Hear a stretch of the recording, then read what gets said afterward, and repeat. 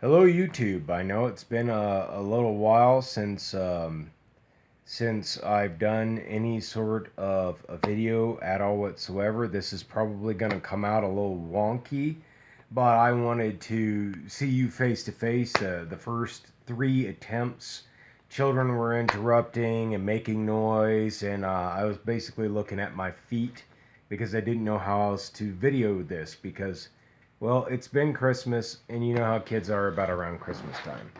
So I've got a few things to talk about. I got a brand new hat. It's absolutely gorgeous. It's a Scala hat. Um, the only thing I don't like about it, it's got a feather. That's about it. Um, and I'm basically doing this on my phone because I still don't have any sort of a camera or a mic on my computer yet. Which, by the way, I got a brand new Alienware because my other computer took a shit. Um, what else is going on? I got brand new boots. I'm gonna try to take one off. Um, they're from Durango. They're square-toed, which is my only gripe. They got great tread, and they're star-spangled awesome, baby. Try to get that back on. Um, they're easy to polish. They polish up nice and shiny with minimal effort. And I can't wait to waterproof them or apply some fixing wax to them. I've had this for a little while now, but I want to talk about it because I really haven't done a video about it. This is the H&B Forge Medium Camp Axe. She is beefy, well stained, and just takes a licking and keeps on ticking. You might notice that there is a minimum amount of rust stain on there.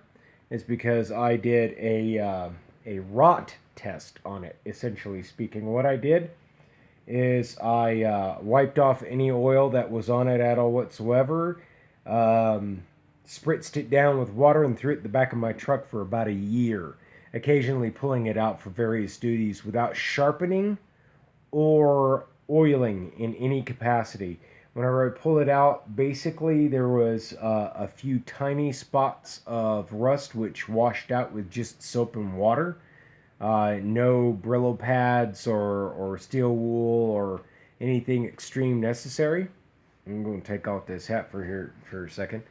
And that was a beautiful gift from my wife, whom I love dearly. And this is a brute-like tomahawk. It may be called the medium tomahawk, but it is quite substantial and beefy and really, really can just go through anything. Anything that you put it up to. Anything that you put it through. It will take care of it. And you know everything that I have is intended to serve a multiple purpose. It's intended to be survival and utilitarian on one hand, but also be worthy of combat on the other, because that's where I come from. That's what I know. That's what I know how to deal with. I also got a brand new Jeff White knife for Christmas from my wife. I was ogling it on Amazon, and she went, "Yeah, you're gonna get that for Christmas."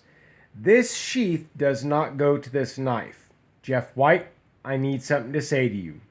I don't give a good goddamn what you make, how expensive it is, or how nice or how shitty it is. Everything you make comes with a sheath. Okay? Because in this day and age, you can't just go down to the corner store and say, "Hey, buddy, can you make a sheath for my damn knife?" Okay? This sheath does not fit the knife. You might be able to hear that. And it quickly dulls it because it doesn't properly fit this knife.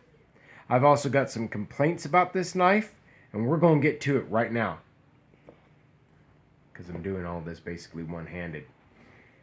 This is the Jeff White Long Hunter knife. Okay? She's a beaut, ain't she? But you can see one fatal flaw in its design.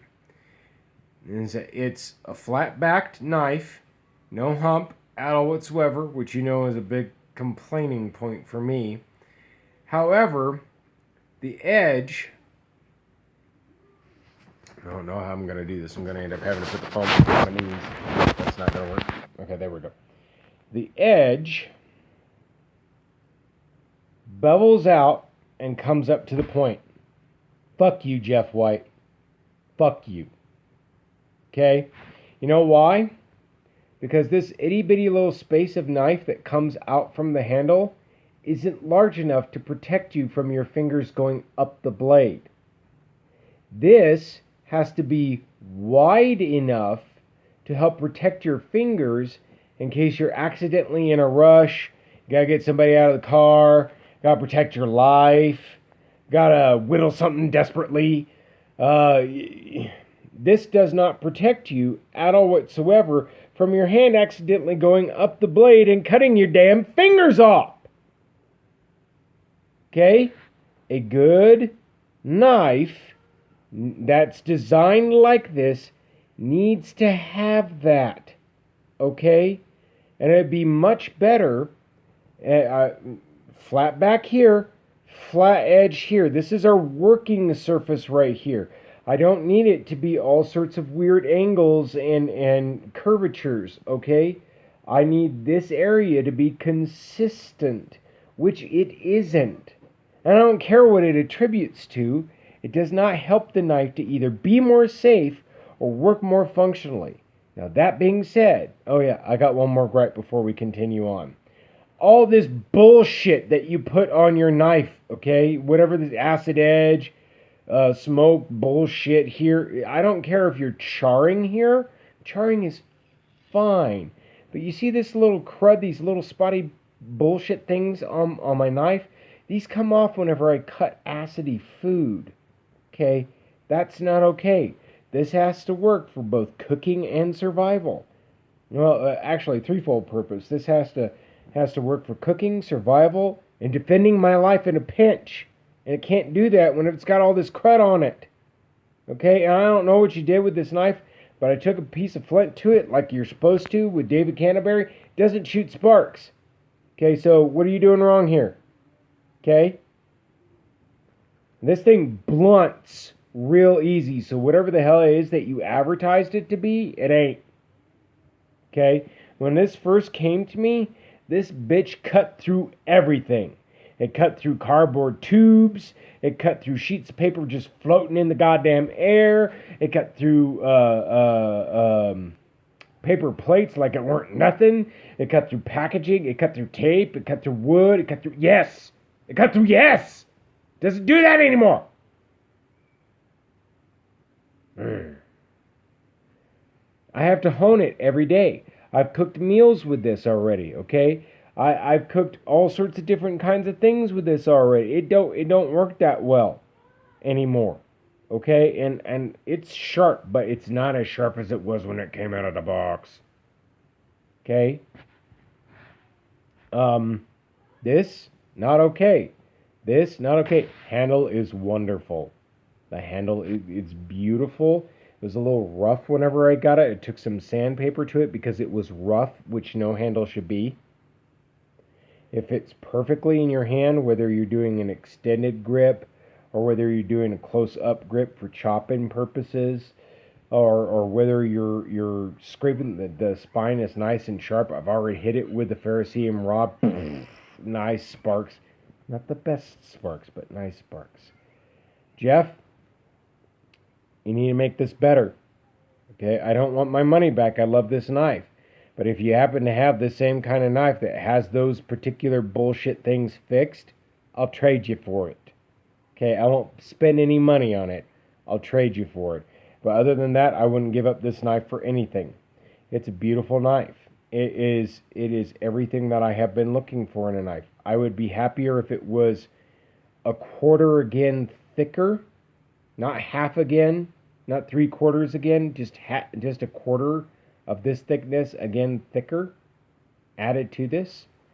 And I would like that spacing on the knife edge right here. It's about 7.5 inches long.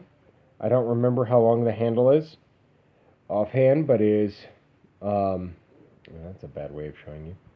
It is longer than the palm of my hand, so it's over 3 inches, maybe 4.5 inches. It's very comfy. It's very beefy. It's very grippy. This is not a chopper. This is a slice and dicer. Okay? Anyways, this is Ben Mannon. Merry Christmas. Happy New Year. I love you guys. See you around.